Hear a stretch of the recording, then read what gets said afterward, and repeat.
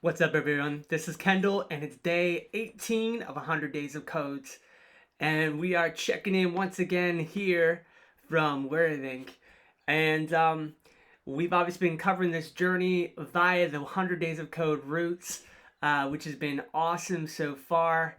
And we know that the rules of 100 Days of Code are one, we code 1 hour a day. Two, we keep ourselves accountable publicly. Three, we connect with the community of Twitter or other places. And we keep a daily log of our progress by emotions and by our feelings.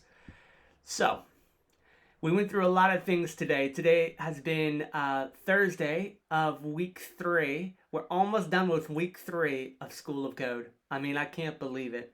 It's been absolutely flying by.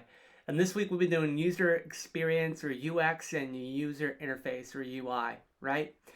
And so we had an amazing day today looking through a variety of different things. One, obviously, we did our squats as always, so we can get those shredded, huge legs. So we aren't walking around with chicken legs, or we aren't sitting down at our desks with skinny legs. That can't be possible. We got to have big, strong squatter legs, bodybuilding legs, right? We need that power when we're doing the code. Power, power. We need power legs so we can run from task to task or sprint from sprint to sprint. Yeah, whatever. Anyways, just going off on a tangent there. So, this morning, what did we do? Well, we did our normal Menti gratefulness sort of wall after our squats.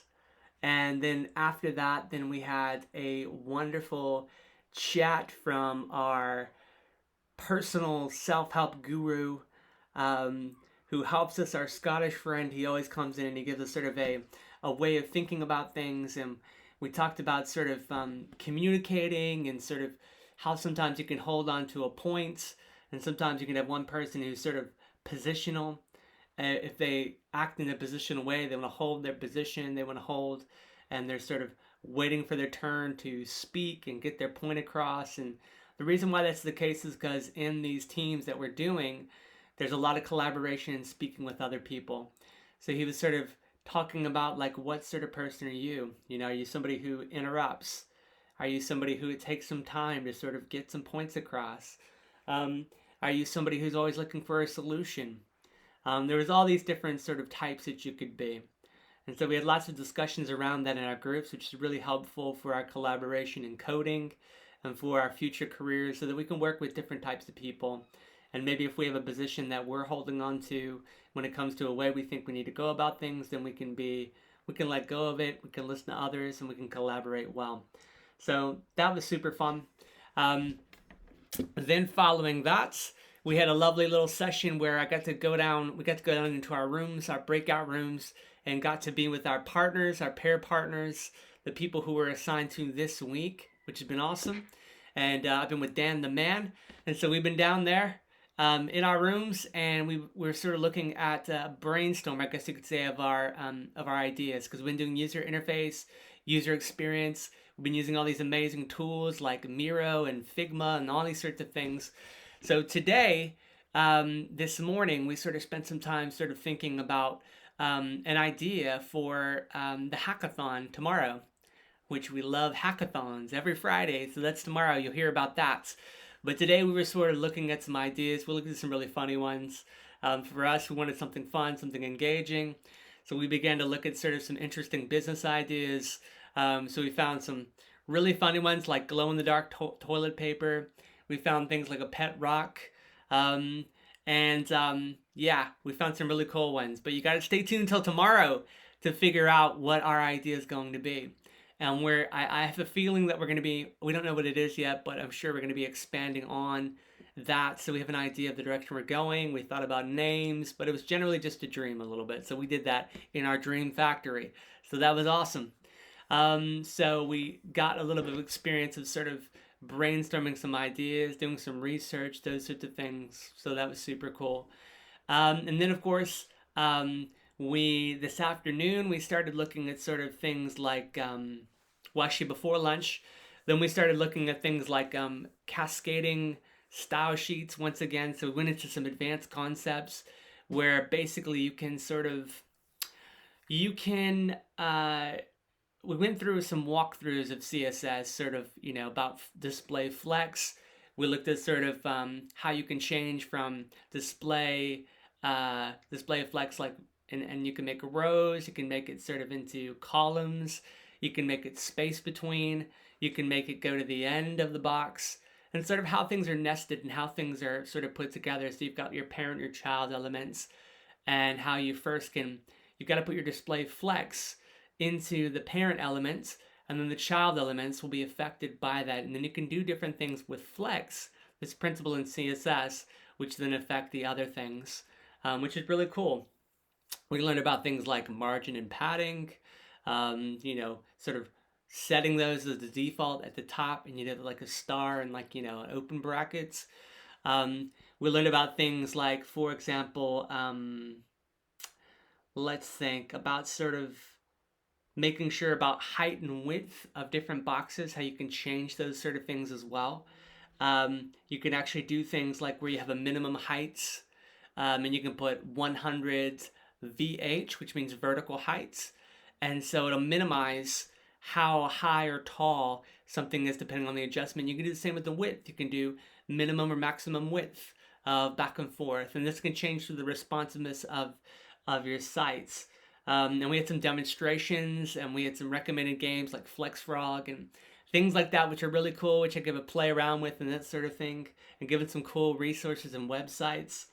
We looked at things like Justify Center, and we looked at things like Flex Direction. Yeah, lots of cool stuff that we looked at, which was really cool. We looked at gap as well, sort of around the whatever you're manipulating, you can put a gap around it, which came in. So there were lots of really helpful things that we looked at in CSS. I'm just looking at my notes here. We learned as well about how you can sort of do a really cool of like organizing things. This is more like advanced CSS, where actually you can access things that are inside the parents. You might have your parent, your main thing, and there might be a div inside of that parent elements, and you can access it by actually putting, I guess, sort of the main parent elements. You can do like an arrow to the right, and then you can do something like div, and then colon, an nth child, and then you can select which child you want to go for. So you can do maybe the first child in that, or the second child. You can put it in smooth brackets, 0 or 1, and you can select the actual one that you want to mess around with. And then if you want to, you can take it to the next step, and you can do background color, and maybe you've declared your variables at the top. You could then do background dash color, colon, var, smooth bracket, dash dash, main, bg color, for example. You can do things like that, if that makes any sense. So we learned a lot about the coolness of advanced CSS topics, and playing around with that and how that changes when you manipulate those, which is really, really fun. We talked about sort of, we had a guest talk from Olivia from Santander. So Olivia was a student on the boot camp, and now she's sort of doing UI, UX for Santander. She's been doing it for a few years now, and it was really cool hearing her journey, sort of how she's developed. She came from a theater background, and how she's gone into this completely new field and used her skills and talents to move in. She doesn't do much coding now, but it was really cool because I'd seen her in some of the videos, and she was one of who inspired me actually to actually get into this. I'd seen her videos and felt excited about doing School of Code. So it was really cool to sort of see her journey and hear more about what she does. And it helped us on this week where we're exploring all these different topics of, user personas and about empathy maps and all these sorts of things. Figma, she had a few technical difficulties, and it just showed how user interface is so important in user experience. She talked about ideation, which we'd spoken about before, which was super cool. And we had a lot of fun with that. I gotta say, it was really cool. She had a great presentation. So big shout out to Olivia from Santander. Thank you so much for all that awesome content. And then sort of for the last portion of the day, what we had to do is we were given a part of the design process. So essentially, in the design process, there's different parts to it. There's different sort of components that you can sort of um, you can look at. So what we did is we sort of were given a task, and we were to go in our prayer and sort of pair up with another one. So we had 4 people in total in our pair, and we sort of we were given the whole afternoon until 4 o'clock. So all the way from after lunchtime till 4 o'clock, we were given sort of a way of going about things. And so our task itself, if I can find it, yes, it was this challenge here. So we basically did the one that was on user persona, and our scenario was like we're a UX designer or a group of UX designers for an online residential real estate company. And the website we worked on was helping renters and buyers find homes, explore neighborhoods, and our competitors were Zillow and Trulia. And we basically had to build a user persona based on research and not assumptions.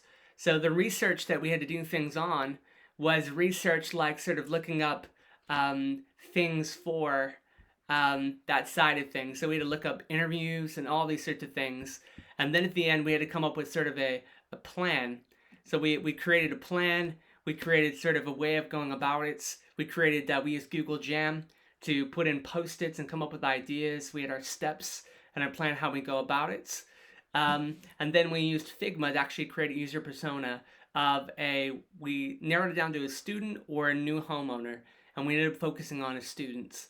And we found the pains and frustrations and fears that they might have of using the site and the frustrations they might come across. And then we created this user persona, and we were meant to present that part and sort of what we'd learned from the whole process. So that was really, really valuable. So and it was good collaboration and work with some others. And we got to use Figma. We got to use Google Jamboard. So we figured a really cool thing. So we did some really cool stuff today. We did some coding as well with the CSS and with some different things like that. A little bit of code wars here and there. So all in all, it's been a great day. Really been enjoying this week. It's been a little bit of a breather from the normal rhythm, but learning a whole lot and feel like this is really going to enhance our coding journey. So guys, it's been really real. We love being with you guys, and I'll see you guys tomorrow for the hackathon for day 19, day 18, signing out to all my School of Coders. Have a great day, and we'll see you tomorrow.